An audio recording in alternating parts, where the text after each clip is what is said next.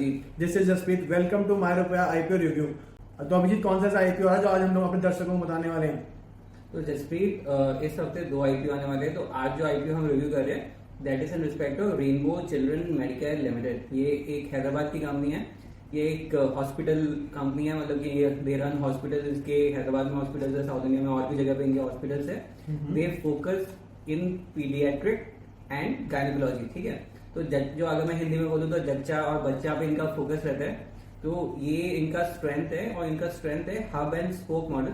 इनका एक central hospital होता है एक पर्टिकुलर सिटी में, और फिर ढेर सारे क्लिनिक्स होते हैं। तो आज हम ये इस कंपनी का रिव्यू करने वाले हैं। तो अभिजीत, अपने फर्स्ट सेगमेंट में चलते हैं, जिसमें हम लोग आईपीओ में ये जानने की कोशिश करेंगे कि कंपनी करती क्या है, इसकी बैक हिस्ट्री क्या है, अब तक क्या क्या काम कर चुकी है। तो उसके बारे में थोड़ा डिस्कशन कर लें। श्योर जसप्रीत। तो ये एक हैदराबाद बेस्ड कंपनी है। Hyderabad is capital of Telangana. इसके जो फाउंडर्स है वो दे आर डॉक्टर्स, और जो इसके फाउंडिंग डायरेक्टर है उनका नाम है रमेश कंचरला। तो ये खुद भी डॉक्टर है। इनका ही कंसेप्ट था, इन्होंने कंपनी शुरू करी, आज 22 साल हो गए हैं। और जैसे मैं पहले भी कह रहा था, ये फोकस करते हैं जच्चा और बच्चा पे, तो पीडियाट्रिक, ऑन्कोलॉजी एंड गायनी, इन चीजों पे इनका फोकस रहता है। एंड इस पर्टिकुलर फील्ड में इनकी मतलब लीडरशिप है, इनकी एक्सपर्टाइज है, और इनका काफी नाम है इन पर्टिकुलर क्षेत्र में। तो इनके राइट नाउ जो फोकस इन साउथ, तो हैदराबाद में और बेंगलोर में इनका ज्यादा फोकस है। गुड़गांव में भी एक्सपेंड कर रहे हैं, और अभी इनका प्लान है कि आईपीओ से पैसे रेस करके पूरे भारत में ये अपना फ्यूचर में एक्सपेंड करें। तो अभिजीत, अब आते हैं इसके प्रॉफिट और लॉसेस के बारे में डिस्कस करने के लिए। कंपनी ने कुछ तो प्रॉफिट किया होगा पिछले 2-3 साल में, तो वो बताइए, तभी लोग इसमें इन्वेस्ट करें। बहुत ही इंपॉर्टेंट चीज है कि कंपनी प्रॉफिट मेकिंग है या लॉस मेकिंग है। अभी आपने देखा भी होगा कि पिछले साल काफी लॉस मेकिंग कंपनी का आईपीओ हुआ था, अभी उनका प्राइस धराशायी हो गया है। तो इन द लॉन्ग रन तो and even in the short run, अभी अगर आप पिछले 1 साल देखें तो even in the short run अगर कोई प्रॉफिट मेकिंग कंपनी है तो आप उसके आईपीओ में इन्वेस्ट कर रहे हैं, तो चांसेस ये रहता है कि उसका जो ग्राफ है वो ऊपर ही जाएगा। तो profit making companies are preferred by most people.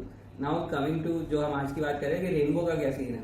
तो रेनबो का पिछले 9 महीने जो इन्होंने डिस्कस किए 31 दिसंबर 21 तक जो पब्लिकली अवेलेबल फाइनेंशियल्स है, तो उधर उनका प्रॉफिट था 126 करोड़। तो पिछले 9 महीनों मतलब जो पब्लिकली अवेलेबल फाइनेंशियल्स है वो लेटेस्ट है 31 दिसंबर 21 तक। तो उन 9 महीनों में जो मतलब जो फाइनेंशियल ईयर के जो 9 महीने थे उसमें उन्होंने प्रॉफिट बनाया 126 करोड़ का।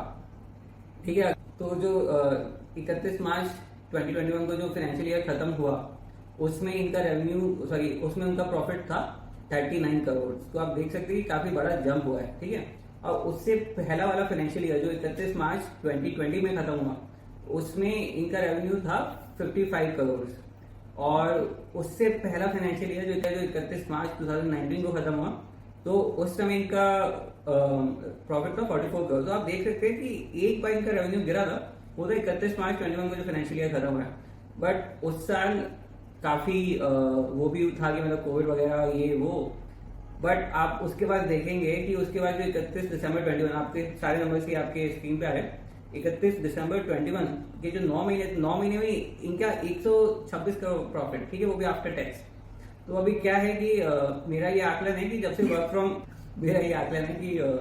से कोविड आया और जब से वर्क फ्रॉम होम शुरू है तब से काफी लोग घर पे रहते, तो अक्सर मतलब लोग प्रेग्नेंट हो जाते हैं।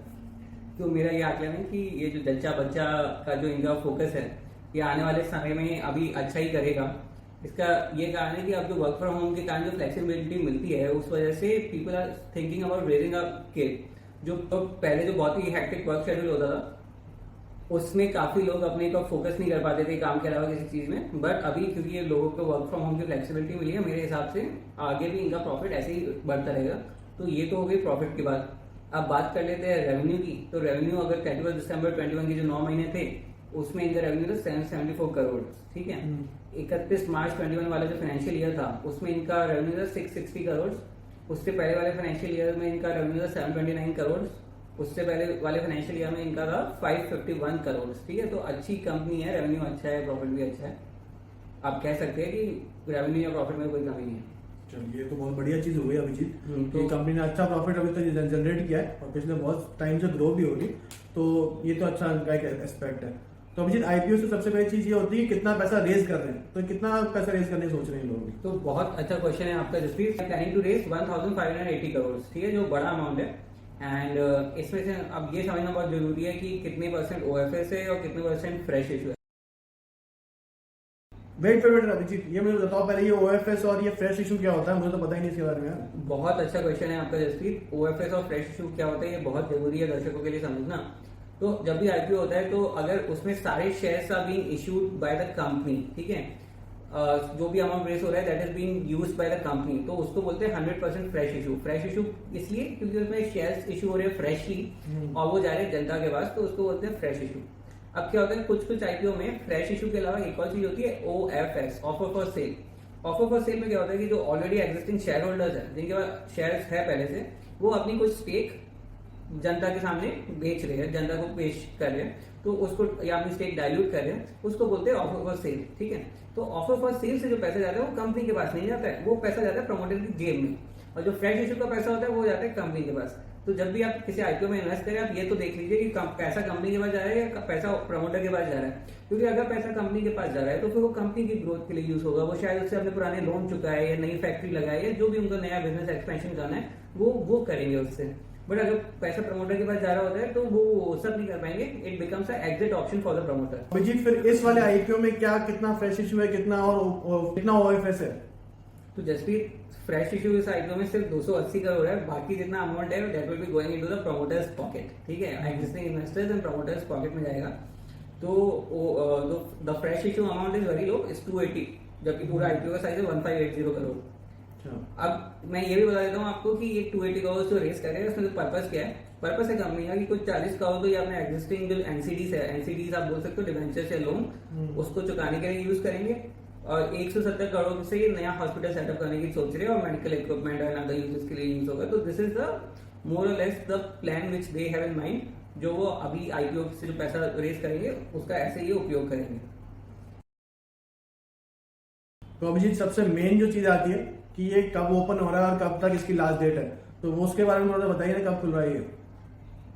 जसप्रीत, ये आईपीओ खुल रहा है 27 को और ये 29 तक खुला रहेगा। तो 29 में दोपहर के 3-4 बजे तक जनरली आईपीओ खुले रहते हैं, तो तब तक आपको इन्वेस्ट करना है तो आप कर लीजिए। ठीक, तो अभिजीत ये जो आईपीओ आ रहा है इसमें कुछ रिटेल कोटा भी है? हाँ जसप्रीत, लाइक सेबी ने मैंडेटरी कर दिया है कि जब भी कोई आईपीओ आ रहा है उसमें certain percentage should be reserve for retail individual investors. तो इसमें around 35% has been reserve for retail individual investor. Retail individual investors होते हैं छोटे ग्राहक आपके और मेरी तरह, जो 2 लाख रुपए से कम इन्वेस्ट कर रहे होते हैं, तो उनके लिए इन्होंने कोटा रखा है 35% का। तो जितने भी शेयर्स है उसमें 35% रिजर्व है for small investors like you and me. ये जो आईपीओ आ रहा है अभिजीत, इसमें ये किस प्राइस बैंड में लाई करेगा, थोड़ा उसके बारे में थोड़ा बताइए ना। Very good question Jaspreet. तो ये प्राइस बैंड 516 से 542 के बीच में लाई करेगा।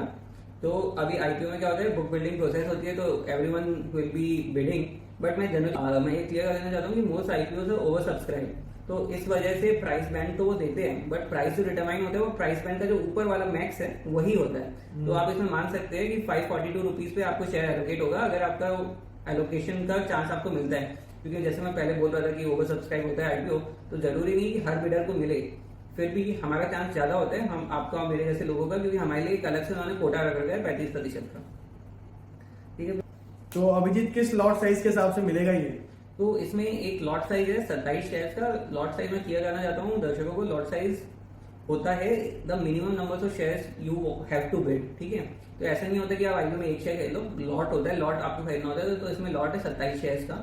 तो जो आपकी मिनिमम बिड होगी, मैं क्लियर कर दूं, आपकी मिनिमम बिड होगी 27 × 542। तो इसमें जो लॉट साइज है वो है 14,643 रुपीज की, ठीक है। तो आप बिड कर रहे हो तो आप ये सोच लेना कि आपका इतना पैसा डिडक्ट हो। तो अभिजीत इसमें इन्वेस्ट करने का तरीका क्या है वो तो बताओ। तो बहुत ही इंपॉर्टेंट क्वेश्चन पूछा है आपने। आपको इन्वेस्ट करना है तो आप कोई भी ऐप खोलिए, जैसे आईसीआईसीआई डायरेक्ट है, ग्रो है, और आपके बैंक की ऐप में भी आजकल एक आईपीओ का ज्यादा बैंक, बड़े बैंक की ऐप और वेबसाइट में आजकल एक ऑप्शन आता है बिड फॉर आईपीओ। तो आप उसमें जाके बिड कर सकते हैं। अगर आपका डीमेट अकाउंट नहीं है तो वो भी हाथों हाथ खुल जाता है। आपको आधार और पैन चाहिए होता है, आजकल और कुछ नहीं चाहिए होता। यू कैन ओपन या डीमेट अकाउंट ऑल्सो डिजिटली, उसमें आपको कहीं बाहर जाने की जरूरत नहीं है, घर के एसी के कंफर्ट से आप कर सकते हैं।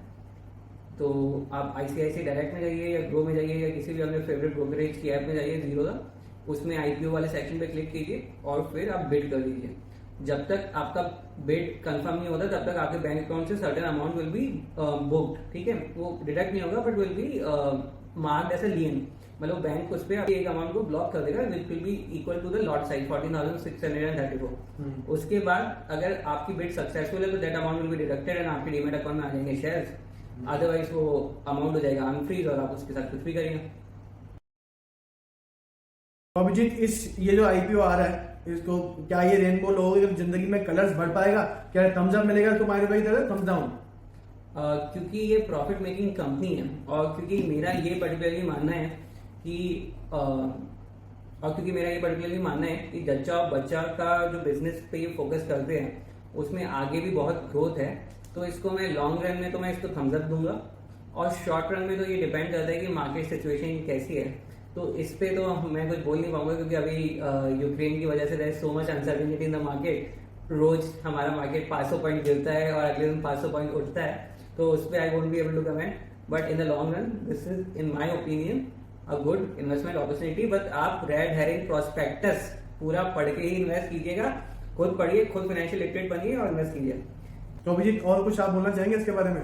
लास्ट में मैं यही बोलूंगा, we are a small startup, तो each like share and subscribe matters, तो प्लीज हमें लाइक शेयर और सब्सक्राइब कीजिए। हम इंस्टाग्राम पे भी डेली कंटेंट डालते हैं पर्सनल फाइनेंस रिलेटेड। इंस्टाग्राम में हम हिंदी में भी है, इंग्लिश में भी है, तो please like share and subscribe us on Instagram also, LinkedIn वगैरह पे भी सारे लिंक हमारे नीचे दिए हुए, प्लीज देखिए। Thank you.